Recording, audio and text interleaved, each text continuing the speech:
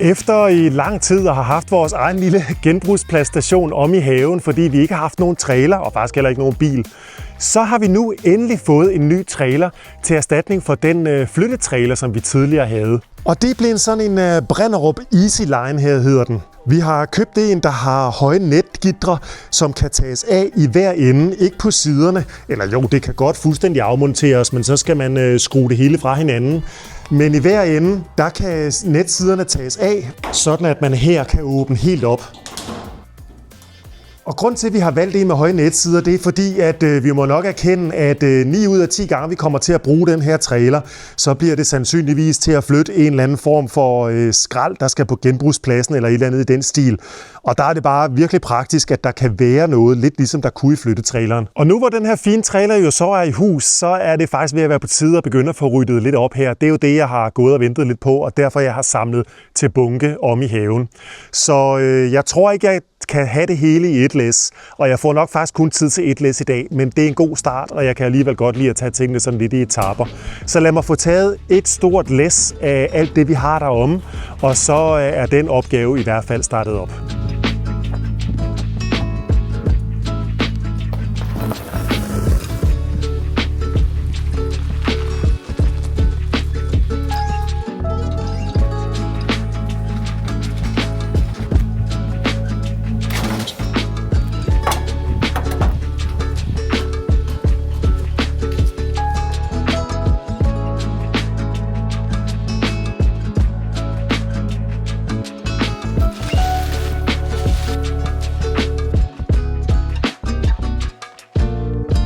Puha, man bliver møgbeskidt af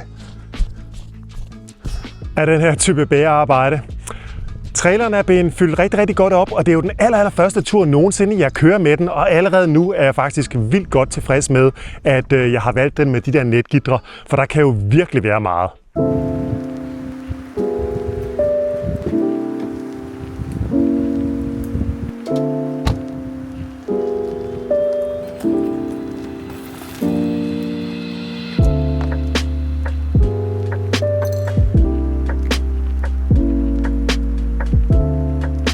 Simon og jeg står heromme ved æbletræet om i køkkenhaven, fordi for en 3-4 videoer siden, der var vi om at prøvesmage de 3 sorter æbler, vi har. Og de var voldsomt sure, i hvert fald 2 af dem. Og rigtig mange af jer har jo været søde og skrive til os, at det faktisk er madæbler, nogle af vores æbler. Og det store træ, vi har her, som er det, der giver absolut flest æbler, det er et madæble, som måske hedder Belle de Boskop, eller Belle de Boskop. Og det giver jo ret god mening, nu når det var så surt. I har også skrevet, at de faktisk er bedst senere på sæsonen, når de lige har fået første nat med frost. Nu viser det sig så, at de faktisk er gået hen og blevet sødere i mellemtiden.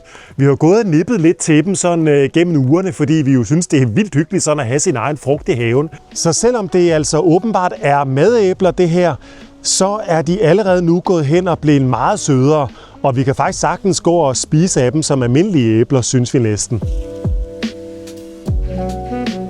Og det er jo det her kæmpe æbletræ, vi snakker om heromme i køkkenhaven, som er det, der står ved det gamle hønsehus. Og Simon er nu kommet med herom. Jeg elsker, du siger, i køkkenhaven. Og så kigger man ud, og så er det bare et stort det er bare et stort krat. Men det har været en flot køkkenhave, tror jeg. Det er køkkenhaven, som vi kan se, hvor vi dyrker vores frugt og grønt. Ja, måske en dag. Gud. Ja, men det er rigtigt nok. Det her, det har været og bliver køkkenhaven igen. Ja.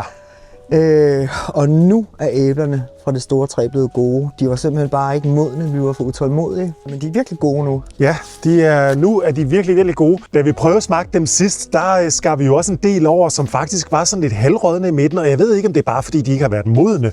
Men nu har vi skåret en del over, og der er ingen, som i ingen, der er rådne indeni. Nej, de er bare gode nu, og der er masser. Ja. Ja, jeg ved ikke, vi kan jo ikke få plukket dem alle sammen, men... Nej, vi kan jo umuligt få plukket dem alle sammen. Der er også mange, der sidder alt for højt oppe. Og så er der jo i hundredvis, hvis ikke næsten tusindvis. Det er jo virkelig på hver en gren, der hænger virkelig mange. Men så må man sige, at år der er det fuglenes fest, og så næste år, så må vi prøve at lave et eller andet, hvor vi kan. Og så er det noget med så, at man kan købe sådan nogle termokasser, stikke hul i låget, og så kunne man jo opbevare dem over i frugtkælderen. Det er rigtigt. Og så skulle de kunne holde ret lang tid. Vi har jo en frugtkælder derovre, og den kunne faktisk... jeg har lidt en drøm om at få den renoveret, sådan at den rent faktisk kan bruges igen. Mm-hmm. Fordi vi har jo rigtig meget frugt, og kommer også til at få rigtig meget frugt, fordi vi har faktisk ambitioner om... Der er jo et par æbletræer, der er gået til, og vi har en plan om, at vi faktisk gerne vil have indkøbt et par nye æbletræer til at erstatte dem. Ja. Måske et pæretræ, hvis det også kan trives i sådan en have her. Kirsebærtræ. Kirsebærtræ måske, ja. Ja, så jeg tror, vi når ikke rigtig noget her i år med alt det her frugt. Det er lidt en synd og skam, at der selvfølgelig er så meget frugt, der går til spilde, men på den anden side, det gætter jeg på, det har gjort de sidste 15-20 år nok. Ja. Så den her ene ekstra sæson, det er, som det må være.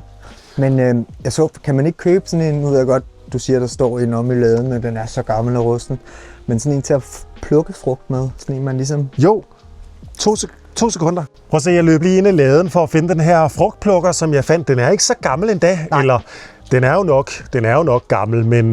Jeg huskede det som om, det var sådan en gammel rusten en, der sådan lukkede helt op og i. Men det her, det er jo... Jamen sådan en har vi også, men det er en til at rense op sådan i tanke og sådan noget, til at sænke ned i. Det er en helt anden type. Det her, det er en frugtplukker. Og prøv at se, jeg tror faktisk aldrig rigtig, den har været brugt, fordi nettet her, det er jo helt rent og pænt. Og der er endda stadig prismærke på. 10 kroner har den kostet, kan man se. Frugtplukker, 10 kroner. Skal du prøve den? Gud ja. Lad os prøve den. Nu prøver vi at tage noget, der er højt, og se om den virker. Der er noget heroppe. Vi se, om vi kan tage den der.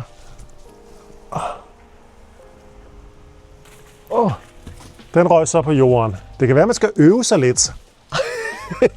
Det er jo så det, jeg gør nu. Ja.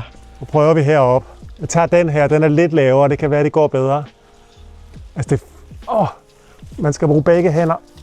Nej. Det er jo som at fiske, tror jeg. Jeg har aldrig fisket. Jeg fik den.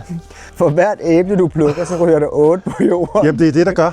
Det her, det minder mig om noget, vi engang havde i skolen, hvor man skulle sådan noget fiskedam eller sådan noget. Du fik jo et. Jeg fik et æble. Altså nu kan man sige, jeg tror mere på at beskære det, så vi kan nå det. Eller, jeg ved ikke, den er jo flot, den her, men... Ej, men det skal beskæres, så det skal ikke være så højt, så vi slet ikke kan nå det jo. Nej.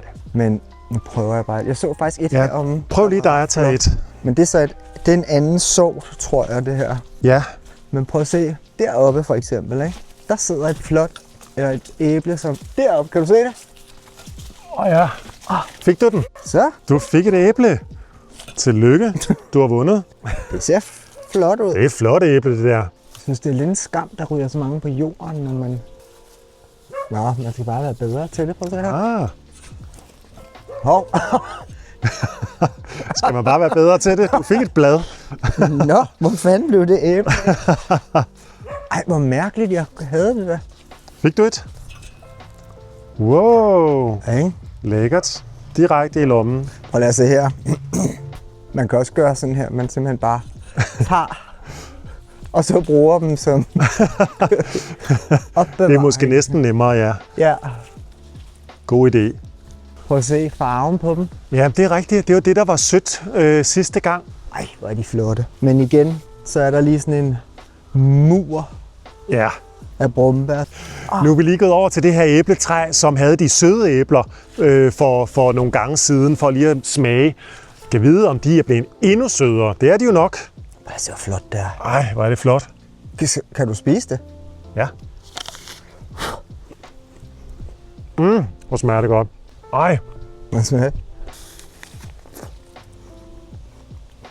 Ja, det er blevet rigtig sødt, hva'? Det er blevet virkelig sødt. Det er sådan helt slikagtigt. Det skal vi også have beskåret. Ja, så det var egentlig bare lige for at fortælle herom fra æbletræerne, at det står slet ikke så skidt til endda med det store æbletræ, som rent faktisk giver langt de fleste æbler. De er gået hen og blevet søde i mellemtiden, og det er jo vildt fedt. Jeg tror, vi til efterår, eller det er jo efterår, men måske senere, eller også til foråret, alt efter hvornår det er bedst, lige får det beskåret, for jeg tror, det trænger rigtig meget. Det fylder lidt for meget, og det vil helt sikkert også godt at få fjernet alt det her ris, som vi har fået at vide, at de skal faktisk væk. Så dejligt, at æblerne godt kan bruges, og at træet her giver så mange af dem. Vi får det givet et lille service-eftersyn og håber, at vi næste år måske har lidt mere tid og overskud til rent faktisk at kunne bruge nogle af de her mange fine æbler, som det her træ giver. Herinde i stuen, der var jeg jo sidste gang i gang med at give det her kalkspartel til det her lille stykke væg herover, som skulle være vores, i stedet for maling, den finish, som vi havde regnet med, at væggene skulle have. Men det besluttede vi os jo for, at det faktisk hverken lige var den helt rigtige finish og heller ikke den rigtige farve. Vi synes, den er både lidt for lys og lidt for kold i nuancen. I stedet for skal vi have fundet noget maling. Det har vi ikke fået gjort endnu. Det bliver nok først næste gang eller næste gang igen. Men i mellemtiden, der vil jeg lige få slibet det der stykke væg, sådan at det er klar til at blive malet. Fordi da jeg spartede det her sidste gang med glitebrættet, som ligger hernede, så var det jo meningen, at det var den første gang spartel ud af 2 gange, som det skal have. Det gør jo så også, at man ikke behøver at gøre det 100% perfekt. Det gør ikke noget, at der lige er en lille bitte streg i hist og pist, fordi der kommer så et lag spartel mere på, og derefter skal det så filses, og til sidst endda glittes igen. Så der er sådan lidt nogle uperfektheder, hist og pist. Ikke noget dybt, men noget, man sådan godt lige kan se. Og i hvert fald, hvis der bliver malet med helt almindelig maling, så tror jeg, at man vil kunne se de her små uperfektheder igennem. Så derfor så vil jeg lige super hurtigt få slebet det her stykke væg, sådan at den er klar til maling. Vi behøver ikke at skrabe det her spartelmasse ned, fordi det er faktisk ret glat. Så hvis det bare lige bliver slebet, så tror jeg ikke, man kan se forskel på den her gang spartel, og så de andre vægge, som har fået almindelig spartel. Så det vil jeg gøre, så vi er klar til at male lige så snart vi har noget nyt maling i hus.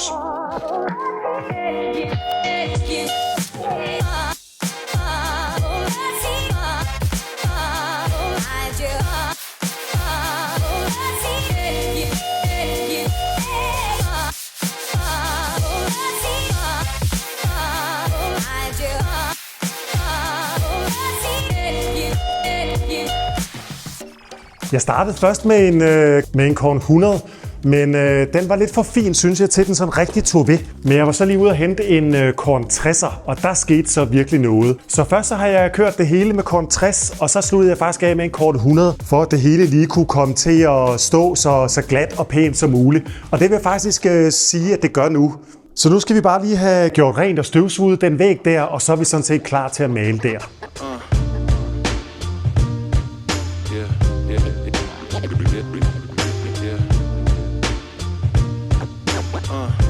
Herude foran gården, der har jeg jo stadigvæk en ret stor bunke perlegrus og jord liggende.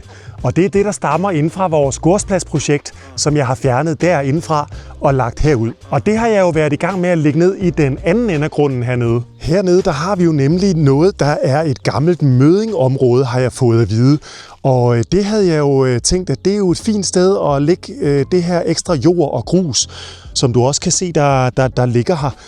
Fordi det er ikke et område, som vi lige umiddelbart har nogen planer for at skulle bruge. Og da jeg for nogle gange siden står hernede og er i gang med at læse af her, så falder jeg i snak med en nabo, der kommer forbi, en landmand, og jeg spørger ham, ved du egentlig, hvad det her område det er? Fordi det er bare sådan en lidt spøjs firkant. Og så siger han jo som den største selvfølge selvfølgelig, jamen det er jo en gammel møding.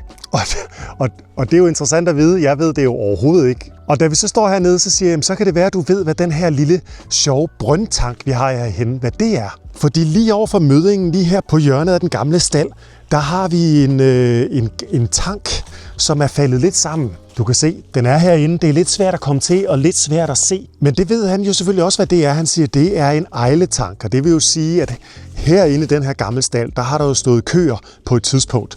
Og alt det faste, det er jo så kommet på mødingen, og alt det flydende, det er jo så kommet i ejletanken her. Og jeg har ikke tænkt specielt meget mere på den ejletank, siden at vi engang i vinters, da vi overtog stedet her, opdagede, at der selvfølgelig var noget der. Vi vidste ikke, hvad det var, en gammel brønd eller et eller andet. Men da jeg fortalte det i den her video for et par gange siden, så er der jo en af jer, der selvfølgelig spørger, hvordan kan det være, at du egentlig ikke alt det her jord og grus, du er i gang med at lægge herover, hvorfor fylder du ikke ejletanken op med det, sådan I får den nedlagt og fyldt med jord? Og det har jeg jo slet ikke tænkt på, fordi jeg har fuldstændig glemt, at den overhovedet var der, og vidste i øvrigt heller ikke, hvad det var, og hvad der skulle gøres ved den. Det havde jeg tænkt, det bliver et projekt til et helt andet tidspunkt. Men det giver jo rigtig mening, i stedet for at fylde det her område op, som vi måske på sigt kan bruge til et eller andet.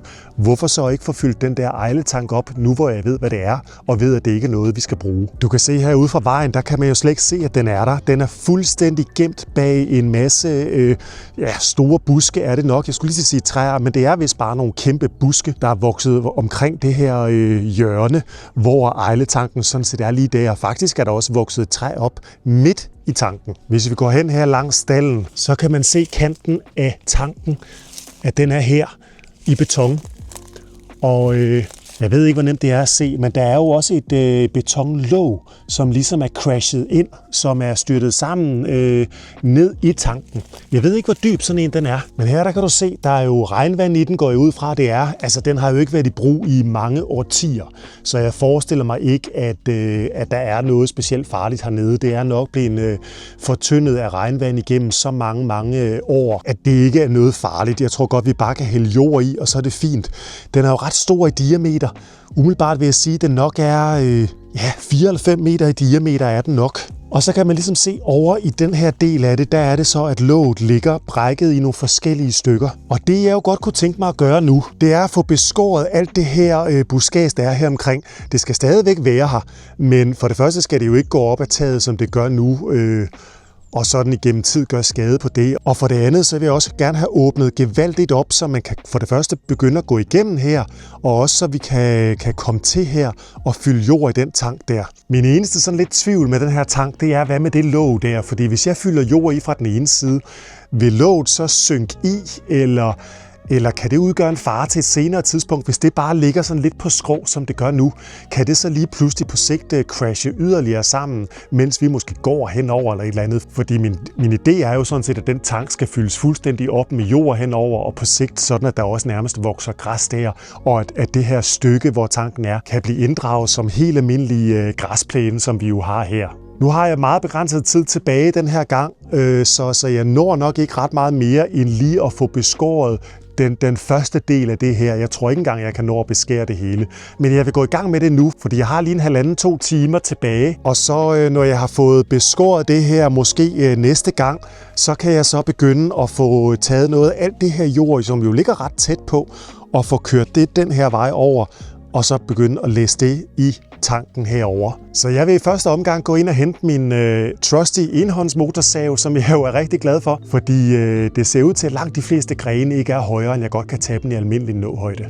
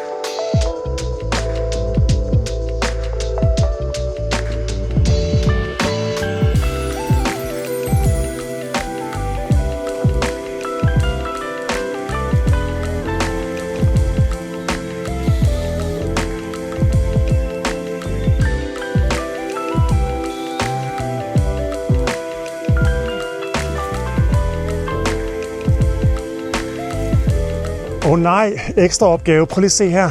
Heroppe, der de her store grene, jeg lige har fjernet nu, de gik jo hele vejen heroppe af taget. Og deroppe, der skal der jo sidde et lille loftsvindue. Og det havde jeg godt bemærket, at det sad løst, men nu ligger det så her. Grenen den har ligesom revet det med ned. Så ja, jeg tror, jeg bliver nødt til at skal op på loftet.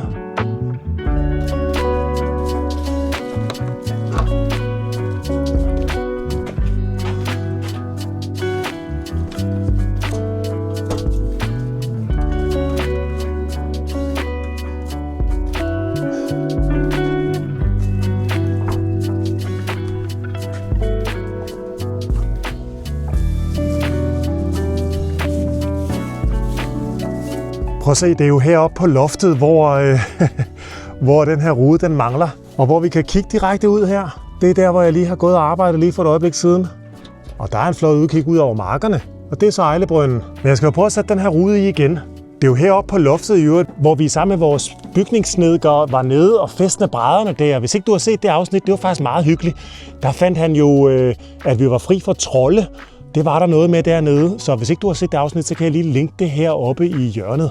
Men nu vi er heroppe, så kan du lige prøve at se, fordi der er 2 steder mere, hvor der er de her ovenlysvinduer, som er ud til den anden side godt nok. Der er et der, og så er der et dernede. Og der skal jo ikke mere til, så bliver der faktisk forholdsvis lyst herinde. Og så var det jo i det afsnit, jeg lige nævnte før, hvor vores snedker Christian og mig, vi lagde de her brædder her henover, fordi loftet, eller gulvet er det jo så her, er simpelthen så porøst, at hvis man træder forkert, så kan man risikere at ryge igennem det hele. Men når vi går på dem her, så ved vi, at de ligger lige der, hvor der er understøttelse under, altså søjler under, nedenunder. Så her har jeg ligesom kunne gå hen, og så er der masser af hø her. Men jeg er jo kommet til at rage den her glasplade ud, så nu vil jeg se, om jeg kan få den fastgjort her.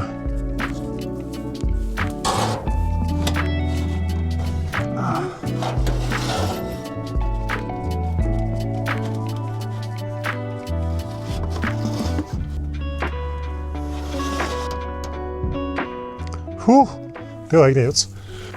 Der er sådan en lille metalslisse, som tingene skal glide i, og en lille metaldims hernede under udefra, som når ruden er kørt op, skal lukke sig op over. Og det er sådan lidt et fjedersystem, tror jeg, der er der. Men jeg tror rent faktisk, den sidder der nu. Så fik jeg sat vinduet i deroppe. Ja, og tiden flyver, når man hygger sig, var jeg lige ved at sige. Jeg har fået beskåret en hel del herude, men jeg er slet ikke i mål med det. Der er mange af grenene her, der stikker helt vildt, så det er sådan noget, der tager lidt lang tid, fordi alle steder, man lige tager ved, så stikker naturen lidt tilbage. Men det er jo virkelig meget, der allerede ligger her, og det er jo endnu en flisopgave, der er ført med sig der, kan man sige. Herhen, der har jeg fået åbnet op her, og så har jeg fået taget, der hang nogle enormt store grene her, udover som faktisk var ret tæt på at være døde, hvis ikke døde. Det er dem, der er her, blandt andet.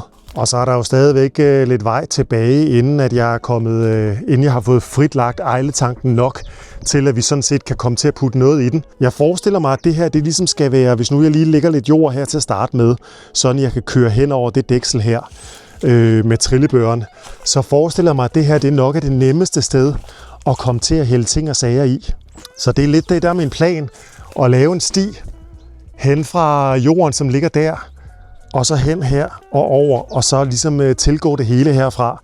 Og det betyder jo så, at jeg skal have beskåret meget mere af det her, som stadigvæk går op over taget, og det skal det jo ikke. Men det bliver desværre ikke lige nu, at jeg kan nå at komme videre med det. Men jeg synes, man allerede nu kan se ret god forskel på, at der rent faktisk er taget noget.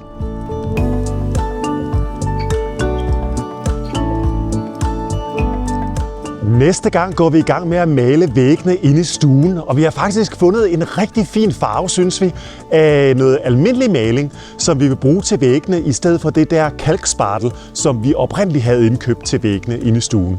Vi får også besøg af en VVS'er, så vi forhåbentlig kan få noget vand på vores oliefyr og være klar til vinteren, som jo er lige rundt om hjørnet. Og så fortæller jeg også næste gang om en lidt halvstor ændring, som kommer til at ske her på kanalen. Vi ses!